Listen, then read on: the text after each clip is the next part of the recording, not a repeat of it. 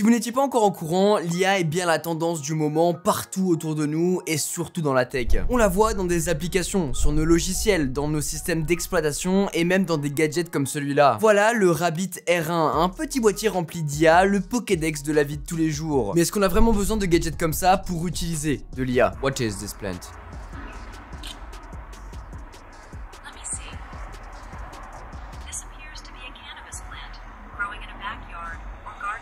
L'idée derrière ce produit est d'avoir un assistant IA super personnalisé qui, grâce à son LAM, Large Action Model, pourrait réaliser toutes les tâches qu'un assistant humain pourrait faire. Globalement, prendre nos mots, les process et les transformer en action. C'est un boîtier orange, très léger et compact, on a vraiment ce design de Pokédex que j'aime beaucoup. Il a un côté néo-rétro que j'aime bien avec un écran de 2,9 pouces sur la gauche, une caméra orientable à droite et une molette juste en dessous. C'est un design osé, que personnellement j'aime bien, qui est très agréable en main. On a un port USB-C sur le côté pour le charger et un port de carte SIM pour ajouter une connexion cellulaire. Ce sera pas pour passer des appels ni envoyer des messages puisqu'il ne le fait pas, ce sera uniquement pour pouvoir l'utiliser en déplacement et accéder à l'IA. Autrement, ça fonctionne en Wi-Fi, mais sans ce fameux Wi-Fi, c'est juste un boîtier orange qui ne sert à rien. En appuyant sur le bouton sur le côté, vous pouvez allumer ou mettre en veille le R1. C'est là qu'on voit l'animation du lapin avec l'heure, le niveau de la batterie et c'est tout. Je sais pas pourquoi, mais ce concept me fait beaucoup penser à la Game & Watch à l'époque, avec du coup le jeu et l'heure qui est affichée, sauf que là,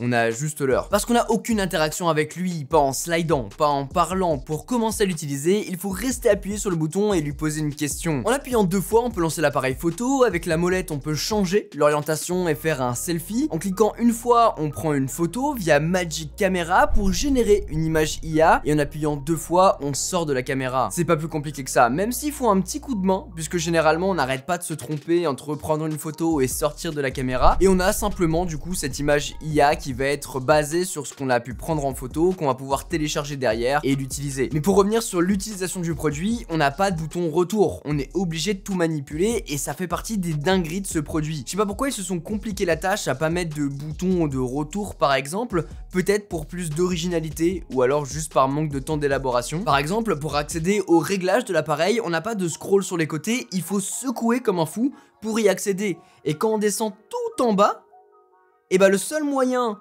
de scroll, c'est toujours avec cette petite roue et on est obligé de remonter tout en haut pour valider le retour en arrière. Mais c'est pas parce que l'écran n'est pas tactile, il l'est, et d'ailleurs c'est lorsqu'on configure l'appareil qu'on peut taper notre mot de passe Wi-Fi dessus, ou bien tout simplement avec le mode terminal pour pouvoir orienter l'appareil et avoir ce fameux clavier qui apparaît, taper notre question tout simplement et avoir la réponse en texte et non pas vocalement. Fonctionnalité chouette pour le coup, même si ça aura quelques limites. On pourrait très bien naviguer dans l'interface en balayant, en retournant en arrière ou en ouvrant les réglages comme sur un smartphone finalement.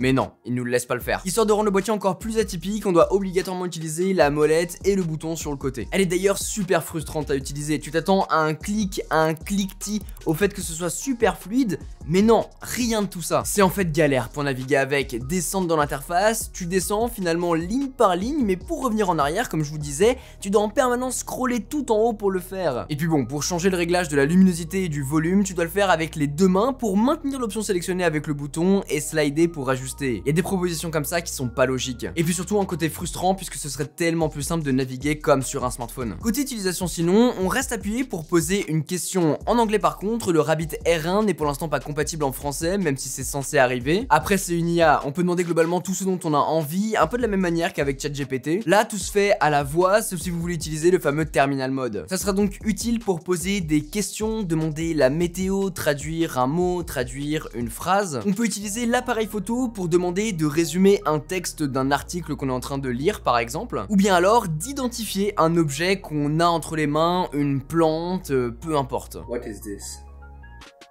Let me see. I see a yellow lemon that you are holding in your hand.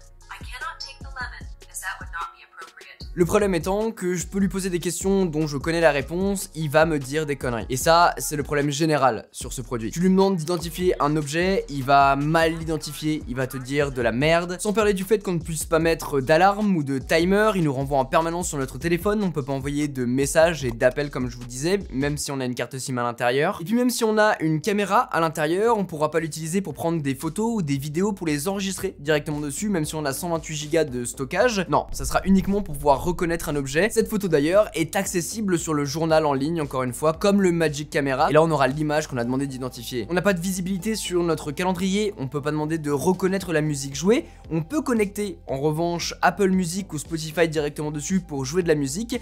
Sauf que c'est pas disponible dans notre région. Tu peux le connecter, mais tu peux pas y avoir accès. C'est super frustrant. Je suis en train de faire le montage de la vidéo et entre le moment où j'ai tourné la facecam et au moment où cette vidéo sort, ça y est, la fonctionnalité a été ajoutée, mais c'est un peu bizarre. La musique se lance à peu près en plein milieu, ça fonctionne pas tout le temps, il y a beaucoup de bugs.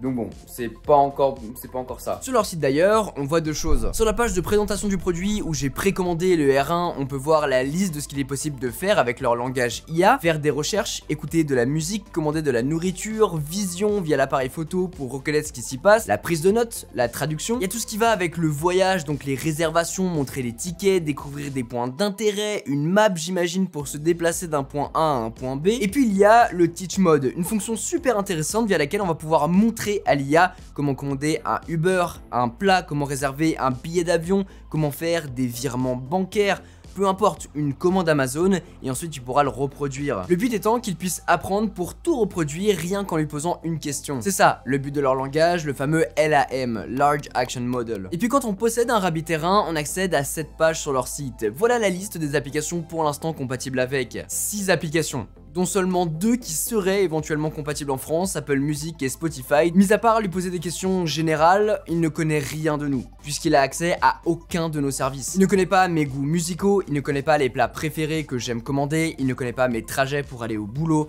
il ne connaît pas mon agenda ni mes contacts. Sans ces informations, il n'y a aucun monde où il puisse être un bon assistant. Un assistant, par définition, est censé tout connaître de ta vie, tout connaître de ce que tu fais. La force de leur modèle de langage, et je vous en parlais en début de vidéo, c'est de prendre nos mots, les process et les transformer en action. L'IA a vraiment été entraînée pour répondre à nos questions comme si on discutait avec un humain. Plus encore, il utilise les applications comme un humain pourrait le faire pour nous. Il est censé, en observant un humain, en observant la personne pour qui il travaille entre guillemets, pouvoir commander de la bouffe, un trajet en Uber, faire un virement bancaire et reproduire toutes ces actions. Pour l'instant, ils n'ont pas suffisamment de data de référence pour bien fonctionner, et c'est pour ça qu'on se retrouve uniquement avec ça, une sorte de chat GPT à qui on peut lui poser des questions générales avec la distance sur la lune quoi. Le Teach Mode pourrait être un début de solution en lui apprenant nous-mêmes nos actions, en allant nous-mêmes taper un tweet pour qu'il puisse le reproduire derrière, faire nous-mêmes notre virement bancaire classique de notre salaire pour qu'il puisse le reproduire, idem avec la bouffe qu'on aime commander, idem avec un Uber, idem avec un ticket d'avion,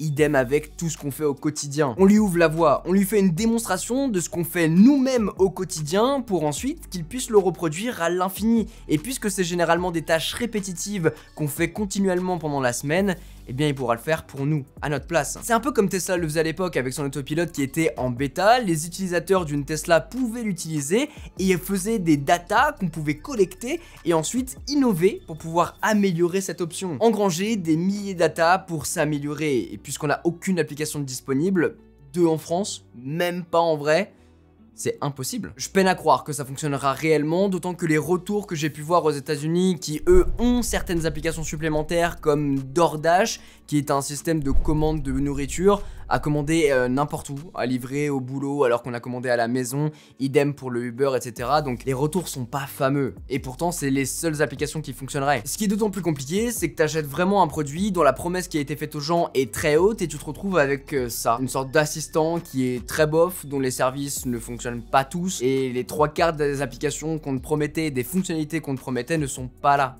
quand tu l'achètes. Le tout pour vendre en masse et voguer sur la hype de l'IA avant de proposer des mises à jour ultérieurement. Peut-être que ça arrivera un jour, mais on n'en sait rien. Ça se trouve, la boîte coulera entre temps. C'est trop bien de voir qu'un produit qu'on achète Day One ne sera pas le même un an plus tard grâce aux mises à jour. On prenait l'exemple de Tesla, c'est exactement la même chose. On achète une voiture à un instant T, dans un an, grâce aux mises à jour, ça ne sera plus la même. Mais le fait qu'il ne soit pas utilisable à l'achat et qu'on soit obligé d'attendre de prochaines mises à jour, de prochaines compatibilités, c'est rédhibitoire. Finalement, et je vous en parlais, sur leur interface web, on a accès à ce rabbit hole et visionner l'historique de nos demandes, découvrir les fameuses Magic Camera qu'il a générées, les notes qu'on a pu enregistrer, les visions qu'on lui a demandé. Tout est aggloméré ici via un code couleur pour chaque demande. Un peu dommage qu'on n'ait pas de dossier, mais surtout d'application sur notre téléphone pour avoir tout dessus. C'est donc un produit sympa, prometteur, qui pourrait s'avérer pertinent dans beaucoup de scénarios et devenir l'assistant que tout le monde attend. Mais pour 200 $, Il n'en est rien. On a un boîtier en plastique, des haut-parleurs cheap, une caméra cheap, pas de câble fourni dans la boîte. D'ailleurs, on n'a rien dans cette boîte transparente. La batterie tient vraiment pas longtemps, quelques heures, et on a un écran TFT qui n'a pas de luminosité automatique. Comme beaucoup l'ont dit, ça pourrait être simplement une application sur son smartphone qu'on pourrait lancer, et avec le développement des intelligences artificielles chez Apple ou chez Samsung, j'ai du mal à voir ce genre de produit éclore. Mais j'étais curieux de découvrir ce modèle de langage IA, et parce que je pense qu'on navigue dans une trend où on découvre l'IA, comment ça marche, comment ça pourrait être adopté et même présenté aux gens, et bien on se retrouve avec tout et n'importe quoi, y compris ce genre de gadget comme le Rabbit Terrain. J'espère en tout cas que cette vidéo vous a plu. Sur ce, c'était Quentin, passez tous